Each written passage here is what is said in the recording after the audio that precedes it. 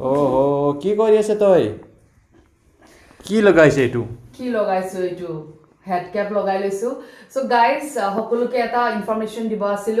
আমাৰ অলৰেডি ঘিটো আহি পাই গৈছে গুৱাহাটী সো যোৱাকালি ৰাতি আমি ট্ৰেইনত আহিছিলে ট্ৰেইনৰ পৰা ৰিসিভ কৰিলো কামাখ্যা ষ্টেচনৰ পৰা সো আৰু এইবিলাক হৈছে আমাৰ পেকিং বটলস এটো কাছৰ বটল হয় এইবিলাক ये कौन सा हाफ लीटर का था ना हां हाफ लीटर হয় এটো 250 ml তাৰ পিছত জাস্ট ফৰ স্যাম্পল আমি এটো 100 ml ৰ আইছো আৰু হেতু 1 লিটাৰৰ হয় সো এইবিলাক আমাৰ বটলৰ গুটে সেটআপ লগতে এইবিলাক ঢাকন বিলাক ক্যাপছপুৰ আৰু most awaited ghee from Rajasthan has arrived এয়া দেখিছে এয়া কেনত আহিছে একদম দেশী ঘি আহি পাই গৈছে এনেকুৱা চাৰিটা কেন আহিছে টোটাল সো চাৰিটা কেন আমি তিনটা বৰ্তমান আমাৰ গাড়ীৰ ওপৰত থৈ দিছো এই ঘিটো মানে একদম জমি আহিছিলে ন মানে গুট মাৰি আহিছিলে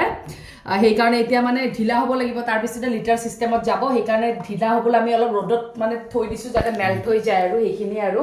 সো অকমান দেখুৱাম আপোনালোকক আমাৰ ঘিৰ কালাৰটো আৰু কোৱালিটিটো খাইয়ে গম পাব আৰু যেহেতুকে কৈছে যে দেশী ঘি হয় সম্পূৰ্ণ মানে হোমমেড দেশী ঘি ইয়াত কোনো ধৰণৰ প্ৰিজাৰভেটিভ আইটেম আমি এড কৰা নাই বা নকৰো যেহেতুকে আমি ঘৰতে খাও ন সো হে আৰু আপোনালোকৰ সৈতে শেয়াৰ কৰিলো